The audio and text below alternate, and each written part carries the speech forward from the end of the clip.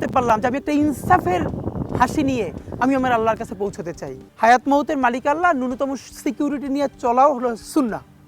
কিন্তু আমাদের লড়াইটা হলো, আমার মা স্বাভাবিকভাবেই কান্নাকাটি করেন, আমার পরিবার সবাই। তো আমি আমার মাকে বলেছি যে দেখো, মানে আমরা যে লড়াই নেমেছি, আমার একটা মনে হয় কি কোনো রাজনীতিবিদের না বাসায় মৃত্যুটা হইতে পারে না, এটা কোনো ভালো মৃত্যু না।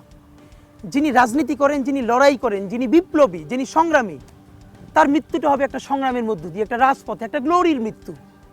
আমি তো ভীষণভাবে প্রত্যাশা করি, আমি ছোটবেলা থেকে এই স্বপ্নটা দেখি, অনেক জায়গায় বলেছি যে একটা তুমুল মিছিল হচ্ছে অন্যায়ের বিরুদ্ধে, সেই মিছিলের সামনে আমি আছি, কোনো একটা বুলেট এসে আমার বুকটা হয়তো বিদ্ধ করে দিয়েছে, এবং সেই মিছিলে আমি হাসতে হাসতে আমি শহীদ হয়ে গেছি।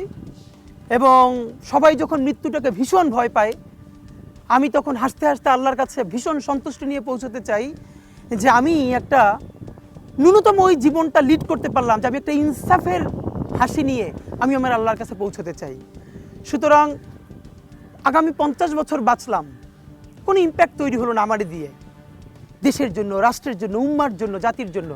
কিন্তু আমি ধরেন 5 বছর বাঁচলাম, সেটার মধ্য দিয়ে যদি আগামী 50 বছরের ইম্প্যাক্ট তৈরি হয়, তাহলে অনেক দিন বেঁচে থাকায় কি সাফল্যের বলেন?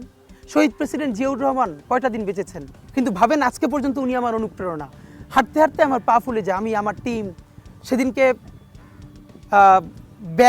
ব্যাগের মধ্যে জুতো নিয়ে তারপরে একটা শপিং মলে ঘুরছিলাম, মানে পা ফুলে গেছে, পা জুতোয় ঢুকাতে পারছিলাম না।